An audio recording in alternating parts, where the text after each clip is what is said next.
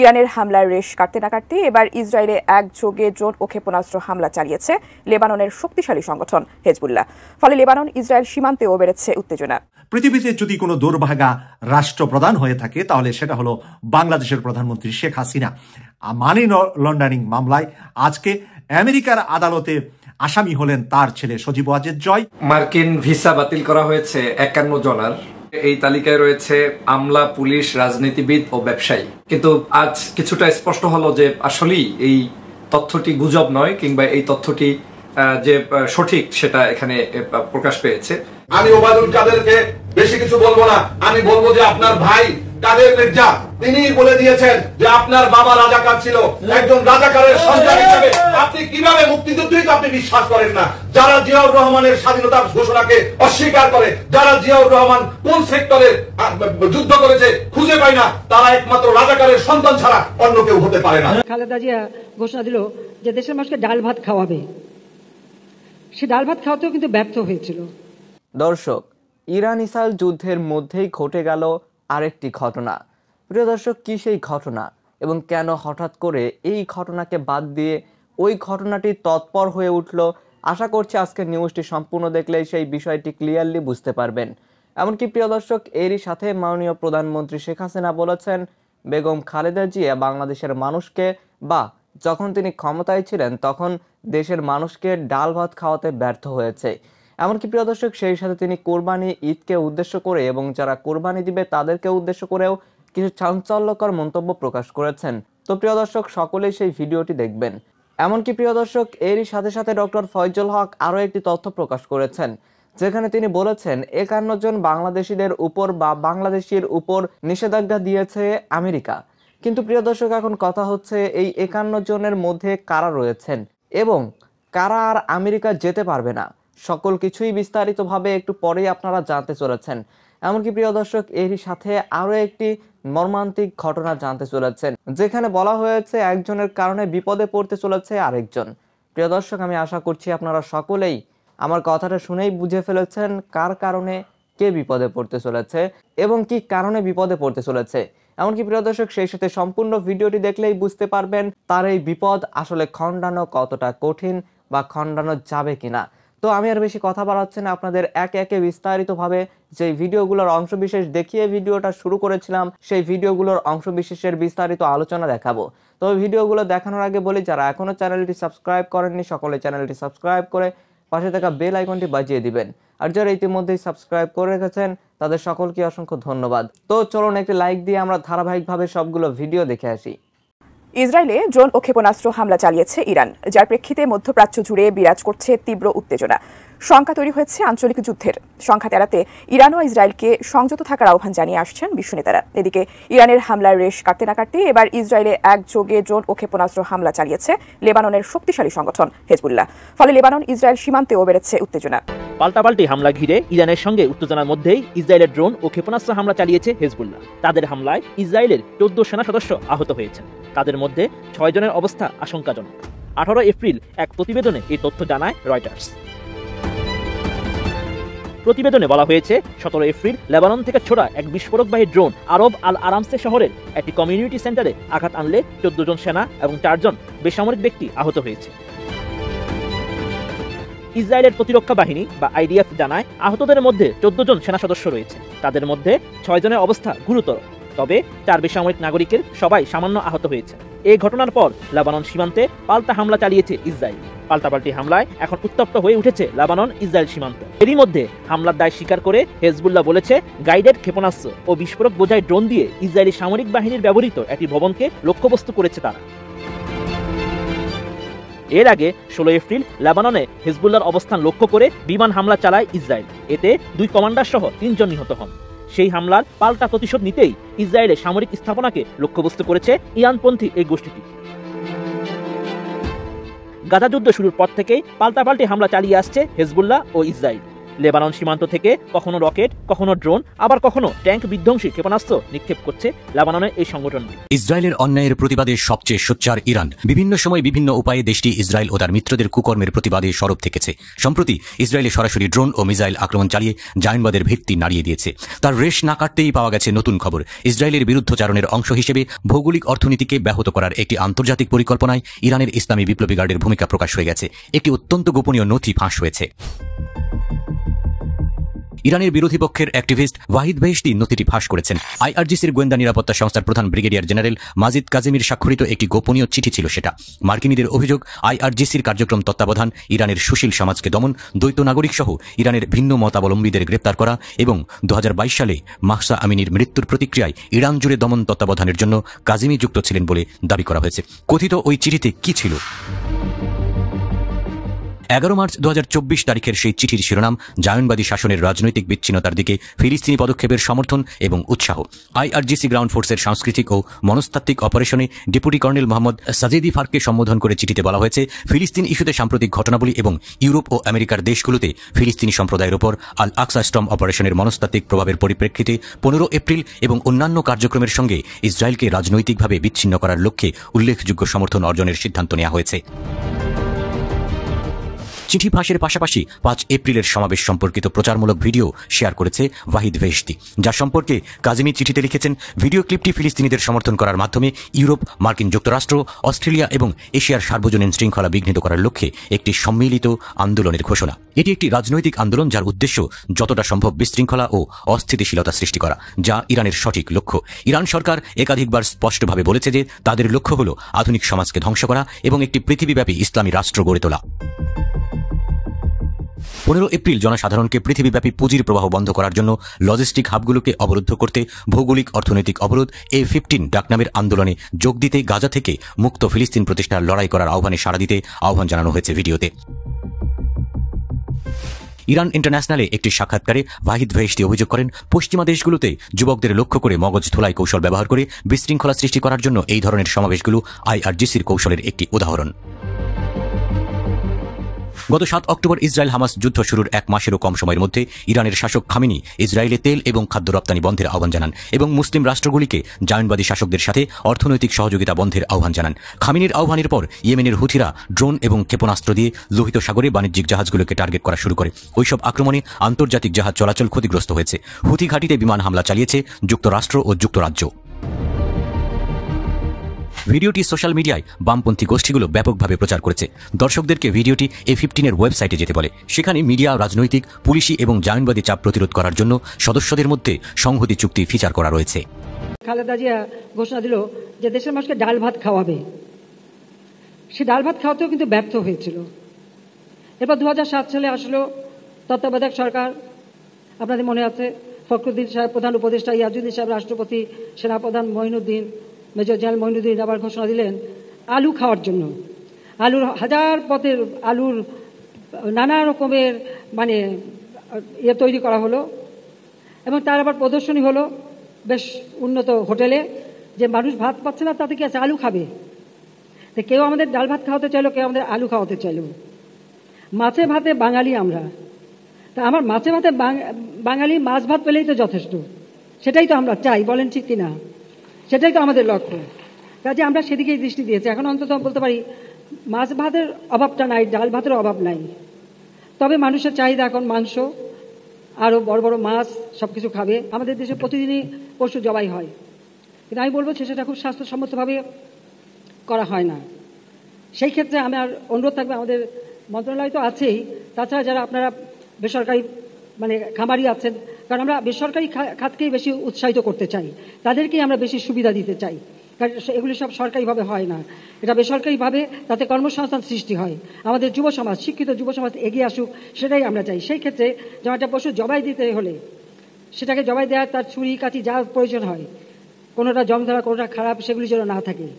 আবার কাটার সময় কীভাবে কাটতে হবে সেই নিয়মটা রক্ষা করা, যাতে পশুর চামড়াটার জন্য নষ্ট না হয়। কারণ এই পশুর চামড়ার কিন্তু অনেক দাম। আমরা চামড়া রপ্তানি করি, চামড়াজাত পণ্য রপ্তানি করি, আমাদের দেশের কাজেও লাগে। এখানে যদি আমরা আধুনিক প্রযুক্তিটা ব্যবহার করতে পারি তাহলে কিন্তু, অর্থাৎ হ্যাঁ, যেখানে সাধারণভাবে কসাইখানা হচ্ছে তাদের পরিষ্কার পরিচ্ছন্নতা এবং তাদের দিকে দৃষ্টি দেওয়া, পাশাপাশি কিছু আধুনিক প্রযুক্তি সম্পন্ন আমাদের কিছু বুচার হাউস তৈরি করা দরকার। আর বিশেষ করে কোরবানির সময় এই যে রাস্তাঘাটে যেখানে সেখানে ফেলে কোরবানি করাটা, এটা আমাদের বন্ধ করতে হবে। তার জন্য সুনির্দিষ্ট জায়গা থাকতে হবে এবং যার যার কোরবানি সে সেটা চিহ্নিত থাকবে, সে সেটা নিয়ে যাবে, কিন্তু সেইভাবে আমাদেরকে ব্যবহার করতে হবে। আমরা এই যে জায়গাটায় আছি, এখানে কিন্তু এক সময় বিরাট ডেয়ারি ফার্ম ছিল। ডেয়ারি ফার্মের সাথে সাথে কিন্তু এখানে কিন্তু এই পশু চিকিৎসারও ব্যবস্থা ছিল, কিন্তু আইয়ুব খান আমলে এটাকে সেকেন্ড ক্যাপিটাল ঘোষণা দিয়ে এই বিশাল ডেয়ারি ফার্মটাকে নষ্ট করে, পোলট্রি ফার্মটাকে নষ্ট করে। তবে আমি আবার বলবো, আমি চাই বেসরকারি খাত এগিয়ে আসুক। আমি বেসরকারি খাতকেই উদ্যোক্তা হিসেবে দেখতে চাই, সব রকম সহযোগিতা করতে চাই এবং তারা এর ফলে আমার দেশের মানুষের কর্মসংস্থান বাড়ুক, সেটাও আমরা চাই। পৃথিবীতে যদি কোনো দুর্ভাগা রাষ্ট্রপ্রধান হয়ে থাকে তাহলে সেটা হলো বাংলাদেশের প্রধানমন্ত্রী শেখ হাসিনা, যার রাজনীতির কারণে, যার রাজনৈতিক দিক নির্দেশনা ভুল হওয়ার কারণে, ভুল পথে রাজনীতি করার কারণে মানি লন্ডারিং মামলায় আজকে আমেরিকার আদালতে আসামি হলেন তার ছেলে সজীব ওয়াজেদ জয়। আজকে রিপোর্টটি বের করেছেন আমার দেশ পত্রিকার অনলাইন পোর্টাল থেকে। লন্ডন থেকে যে পত্রিকাটি বের করেন সেই পত্রিকার হেডলাইন থেকে নিউজটা আপনাদেরকে তুলে ধরছি যে সজীব ওয়াজেদ জয়ের মামলাটি বর্তমানে আমেরিকার আদালতে। মামলার প্রক্রিয়ার অংশ হিসাবে দেশটির জাস্টিস ডিপার্টমেন্টের মেরিল্যান্ড ডিস্ট্রিক্টের অ্যাটর্নি দফতর থেকে এপ্রিল মাসের শুরুর দিকে জয়ের বিরুদ্ধে সমন ইস্যু করা হয়েছে। প্রিয় দর্শক, এবার বিস্তারিতটা আপনারা বুঝতেছেন। ওয়াশিংটন থেকে সংশ্লিষ্ট সূত্র নিশ্চিত করেছে জয় এবং শেখ হাসিনার পরিবারের সদস্য ও ঘনিষ্ঠ ব্যবসায়ীদের মানি লন্ডারিং তদন্তে কয়েক বিলিয়ন ডলারের সন্ধান পাওয়ার পরই এই মামলার প্রক্রিয়া শুরু হয়। প্রিয় দর্শক, শুধুমাত্র জয় নয়, জয়ের পরিবারের সদস্যরা এবং আওয়ামী লীগের সিনিয়র রাজনীতিবিদ, ব্যবসায়ী যারা মানি লন্ডারিং করেছেন সেই তাদের উপরে একসাথে যৌথভাবে তদন্ত শুরু হয়েছে এপ্রিল মাস থেকে। সেই জিনিসটা আজকে আমার দেশ পত্রিকা যেভাবে পরিষ্কার করলেন, সূত্র আরো নিশ্চিত করেছে মামলার শুরুর দিকে প্রাপ্ত তথ্য প্রমাণ অনুযায়ী সরকারি অ্যাটর্নি দপ্তরের এপ্রিলের প্রথম সপ্তাহে ইস্যু করা সমন অনুযায়ী মে মাসের শেষ হওয়ার আগেই তাকে হাজির হতে বলা হয়েছিল। সজীব ওয়াজেদ জয়কে এপ্রিল মাসে তারা জানিয়েছে মে মাসে শেষ হওয়ার আগেই তারা একটা তারিখ দিয়েছিলেন, মে মাসের ভিতরে তিনি যেন সেখানে হাজির হন। কিন্তু কেন হাজির হলেন না এই বিষয় নিয়ে আমাদের এই কারণে হাজির হয় না, মানুষ যখন অধিক পাপ, অধিক অন্যায় করে ফেলে তখন মানুষের হিতাহিত জ্ঞান হারিয়ে ফেলে। হিতাহিত জ্ঞান না থাকার কারণে সেই মানুষগুলা একের পর এক অপরাধের সাথে জড়িয়ে যা এবং সেই অপরাধ থেকে মুক্তি কিভাবে পেতে হবে, মুক্তি পাওয়ার রাস্তাগুলা তারা ভুলে যা। সেই মুক্তি পাওয়ার রাস্তা ভুলে যাওয়ার কারণেই আজকে সজীব ওয়াজেদ জয়ের নামে যেই মামলা যে পর্যায়ে চলে গিয়েছে, এখন আর সেখান থেকে ফেরত আসা আওয়ামী লীগের পক্ষে, প্রধানমন্ত্রী শেখ হাসিনার পক্ষে, বাংলাদেশের পক্ষেই সম্ভব নয়। আমার দেশ পত্রিকার শেষের দিকে যা লিখেছেন, এছাড়া বলা হয়েছিল অ্যারেস্ট ওয়ারেন্ট এড়াতে হলে সজীব ওয়াজেদ জয়কে তার আইনজীবীর মাধ্যমে যতটা দ্রুত সম্ভব হাজির হতে হবে। আইনজীবী নিয়োগ দেওয়ার মতো সামর্থ্য না থাকলে আদালতকে তার আর্থিক অবস্থার বিবরণ সহ আবেদন করার সুযোগ রয়েছে বলেও উল্লেখ করা হয় সমনে। এখন যে সমন জারিটা হয়েছে তার মধ্যে উল্লেখ করা হয়েছিল ওই সমনে, যেটা মার্চ মাসের শেষে, এপ্রিলের শেষে, মে মাসের শুরুতে তাকে যে হাজিরা হওয়ার জন্য বলা হয়েছিল, সেখানে লেখা ছিল যদি তার ওই ধরনের অর্থ না থাকে আইনজীবী ধরতে, তাহলে সশরীরে এর বিবরণ দিতে।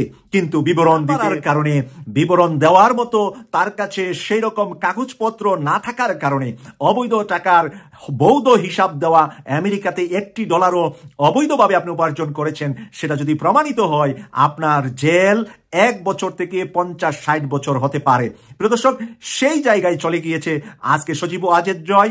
যেহেতু তারা এই সশরীরেও হাজির হন নাই, উকিলের লয়ারের মাধ্যমেও তার বিবরণ দাখিল করেন নাই, এখন জয়ের বিরুদ্ধে মার্কিন যুক্তরাষ্ট্রের আদালতে মামলার প্রক্রিয়া শুরু করে দিয়েছেন। মার্কিন ভিসা বাতিল করা হয়েছে 51 জনার। দাবি করা হচ্ছে এই তালিকায় রয়েছে আমলা, পুলিশ, রাজনীতিবিদ ও ব্যবসায়ী। একটা পত্রিকার রেফারেন্স থেকে এখানে আমি আপনাদেরকে বিষয়টা নিয়ে আলোচনা করছি। আমরা গত কয়েকদিন পূর্বে এই পত্রিকা ছাড়াও বাংলাদেশের বিভিন্ন সোর্স থেকে জানতে পেরেছি যে মার্কিনের ভিসার ব্যাপারে প্রায় 60 জনের মতো মানুষ, যাতে বাংলাদেশের বর্তমান গণতান্ত্রিক যে পদ্ধতি আছে, শেখ হাসিনার গণতন্ত্র, সেই গণতন্ত্রের বিরোধী দলীয় নেত্রী সহ, মানে জাতীয় পার্টির রওশন এরশাদ সহ এবং আমাদের শামীম ওসমান সাহেব সহ বিভিন্ন ব্যক্তির ব্যাপারে আমরা বিভিন্ন ধরনের মন্তব্য বা বক্তব্য শুনতে পেরেছি এবং তাদের ভিসা নিয়ে সমস্যা আছে এটা জানতে পেরেছি। কিন্তু আজ কিছুটা স্পষ্ট হলো যে আসলেই এই তথ্যটি গুজব নয়, কিংবা এই তথ্যটি যে সঠিক সেটা এখানে প্রকাশ পেয়েছে। মনোয়ারুল ইসলাম নামের এক ব্যক্তি এই মন্তব্যটি করেছেন, লিখেছেন। এই পত্রিকাটি হচ্ছে যে আজকাল পত্রিকা। এই পত্রিকায় তারা লিখেছেন, যুক্তরাষ্ট্রে 51 জন বাংলাদেশের ভিসা বাতিল করেছে। এই কার্যক্রম গত 3 মাসের। যাদের ভিসা বাতিল করা হয়েছে তাদের মধ্যে রয়েছে রাজনীতিবিদ, আমলা, ব্যবসায়ী, আইন শৃঙ্খলা বাহিনীর সদস্য ও শিল্পী। এদের সবার নামেই যুক্তরাষ্ট্রে আসার মাল্টিপল অথবা অন্য ভিসা মঞ্জুর করা ছিল। এদের বিরুদ্ধে মানবাধিকার লঙ্ঘন, যুক্তরাষ্ট্রের বিরুদ্ধে উস্কানিমূলক বক্তব্য প্রদান, রাজনীতিতে গডফাদার হিসেবে আচরণ প্রভৃতি অভিযোগ আনা হয়েছে। আওয়ামী লীগের কেন্দ্রীয় কমিটির যুগ্ম সাধারণ সম্পাদক পর্যায়ের একজন নেতাও এর মধ্যে রয়েছে বলে জানা গেছে। তিনি যুক্তরাষ্ট্রের সাবেক তিনি বিভিন্ন বক্তব্য দিয়েছেন এবং যুক্তরাষ্ট্রের সাবেক এক রাষ্ট্রদূতকে শিষ্টাচার বহির্ভূত ভাষায় আক্রমণ করেছিলেন বলে অভিযোগ করা হয়েছে। এই প্রতিবেদনটায় ব্যাপক অনেকগুলো তথ্য এখানে তারা উল্লেখ করেছেন। যে জায়গাটায় মজার বিষয় সেটা হচ্ছে যে বর্তমানে ফ্যাসিস্ট সরকার, আওয়ামী লীগ সরকারের যারা দালাল, বিশেষ করে তাদের পক্ষে দালালি, আজকে এই সরকারের পক্ষে দালালি করছে, সরকারের পক্ষে অনৈতিকভাবে সাপোর্ট করছে, বিদেশিরা যে কোনো কথা বললে সাথে সাথে সরকারের হয়ে রিয়াক্ট করছে, এই মানুষগুলো আজকের এই তালিকাগুলোতে কিন্তু সংযুক্ত হচ্ছে। এই ভিসা নীতিতে কিন্তু তারাই পড়ে যাচ্ছে। তো এই যে ভিসা রেস্ট্রিকশন, দেখেন আমেরিকা ভিসা রেস্ট্রিকশন নীতি চালু করেছে, কিন্তু তার আগেই আনঅফিসিয়ালি এদেশের বহু মানুষ, প্রায় 60 জনের কাছাকাছি মানুষ ভিসা তাদের প্রত্যাহার হয়েছে। কারো ভিসা আছে কিন্তু সেটা বাতিল করা হয়েছে, কিন্তু সেটা ওইভাবে অ্যানাউন্সমেন্ট করে সরাসরি আমেরিকার পক্ষ থেকে আপনাদেরকে কোনো প্রেস রিলিজ দিয়ে জানানো হয়নি। কিন্তু প্রেস রিলিজ দিয়ে যেটা জানানো হয়েছে সেটা হচ্ছে যে যারা নির্বাচনে ব্যাহত করবে, আচরণবিধি লঙ্ঘন করবে, মানুষের ভোটাধিকার হরণ করবে, তারপরে আপনার বাক স্বাধীনতার উপরে নির্যাতন, জুলুম, নিপীড়ন চালাবে, এই জাতীয় আপনার কি বলে আইসিটি অ্যাক্টের মানে মামলা দিয়ে আমাদেরকে হয়রানি করবে, যাবতীয় রিলেটেড উইথ কি বলে ইলেকশন, এই সকল ইনফরমেশন যদি তারা এই ধরনের পায় তাহলেই তাদের ভিসা কিন্তু বাতিল হয়ে যাবে এবং সেই ভিসা তো তারা পাবেই না। কিন্তু সরকারের যে সকল কর্মকাণ্ডের উপরে কিন্তু ইতিমধ্যেই তারা সেই ইউএস এর ভিসার বিভিন্ন তথ্য তারা আগেই নিয়েছেন এবং কারা কারা সরকারের হয়ে ইউএস এর সমালোচনা করছে কিংবা তাদের পদ্ধতিগত, তাদের আইন, তাদের রাষ্ট্রবিরোধী বিভিন্ন বক্তব্য দিচ্ছে, তাদের ব্যাপারে কিন্তু ইতিমধ্যেই এই শাস্তিটা নিশ্চিত হয়ে গিয়েছে। তো এর দ্বারা প্রমাণিত হচ্ছে যে বাংলাদেশে এই দুষ্টচক্রের হাতে আর বেশি দিন ক্ষমতা নেই এবং তারা যারা তাদের সহযোগী হিসেবে যারা কাজ করবে, আজ্ঞাবহ হিসেবে যারা কাজ করবে, তারা কিন্তু এই জায়গা থেকে আর রেহাই পাবে না। আপনি দেখেন এই প্রতিবেদনটায় উল্লেখ করা হয়েছে গত মাসে ইউএস থেকে বিভিন্ন উপায়ে বাংলাদেশে টাকা এসেছে, রেমিটেন্স এসেছে। মানে বিদেশ থেকে টাকা আসলেই তো আমরা এটাকে মনে করি যে রেমিটেন্স এসেছে, কারণ মানুষ টাকা পাঠাবে, সেটা তো আমার দেশের ইনকাম এবং তারা হচ্ছে ফ্রিডম কি বলে আমাদের রেমিটেন্স যোদ্ধা, রেমিটেন্স ফাইটার। তো বাংলাদেশে হঠাৎ করে ইউএস থেকে টাকা পয়সা আসার পিছনে অনুসন্ধান করতে গিয়ে একটা তদন্ত করে পাওয়া গিয়েছে, সেটা হচ্ছে এখন আর কেউ ইউএস এর জায়গায় টাকা রাখতে আস্থা বোধ করছে না। মানে টাকাটা রাখলে এই টাকাটা শেষ হয়ে যেতে পারে, এই টাকাটা ওদের ওখানে যেহেতু ওরা দুর্নীতিবাজ, ওরা ভোট চোর, ওরা দালাল, ওদের টাকা ওই সরকার আটকে ফেলতে পারে, অথবা এই পরবর্তীতে এই দেশে কোনো ভালো সরকার আসলে তাদেরকে ওদের টাকাগুলো ফেরত পাঠাতে পারে। এই ভয়ে ভীত হয়ে নিজেদের টাকাগুলো কিন্তু এখন তারা আবার হুন্ডি করে হোক, অন্য যে কোনো চ্যানেলের মাধ্যমে হোক বাংলাদেশে টাকা পাঠাচ্ছে। তার মানে ওই টাকাগুলো বাংলাদেশে আবার তারা তাদের এই চুরি করা টাকাগুলোই কিন্তু বাংলাদেশে এখন নতুন করে ঢুকাচ্ছে এবং এই টাকাগুলো দিয়ে তারা আবার বাংলাদেশের কি বলে মানে কালো টাকা সাদা করার মতো একটা প্রক্রিয়া তারা শুরু করেছে, যে বিদেশ থেকে তাদের টাকা আসছে এবং এই টাকাটা তারা এখন দেশেই রাখছে। যে আর যাই হোক, দেশে তো অন্তত কাউকে না কাউকে ঘুষ টুস দিয়ে এই টাকা ম্যানেজ করতে পারবে, কিন্তু বিদেশে যে অবস্থা তারা শুরু করেছে তাতে সেই টাকা তারা রিটার্ন নাও তো পেতে পারে। তো সেই জায়গা থেকে কিন্তু দুটো জিনিস স্পষ্ট হয়েছে, যে আগে যেরকম ভ্রমণ পিপাসু ছিল ইউএস, কানাডা, ইংল্যান্ড আপনারা যাবেন, অস্ট্রেলিয়ায় যাবেন, এখন কিন্তু তারা একটু ভেবেচিন্তে নতুন করে পাওয়াচ্ছে যে আসলে রাজনীতি করে দুর্নীতিবাজ হলে এইসব দেশেও আমাদের কোনো স্থান হবে না এবং হচ্ছে না, এবং সেটা আওয়ামী লীগের জন্য একটি নতুন করে কালো সংবাদ হিসাবে আখ্যায়িত হচ্ছে এবং আওয়ামী লীগের জন্য এটা কিন্তু একটি বড় ধরনের মহাবিপদ সংকেত বলে সংবাদ মাধ্যমগুলো সহ বাংলাদেশের বিভিন্ন যারা আলোচনা করছেন, যারা বিভিন্ন বিষয়ে সমালোচনা করেন, সবাই কিন্তু সেটা মনে করে।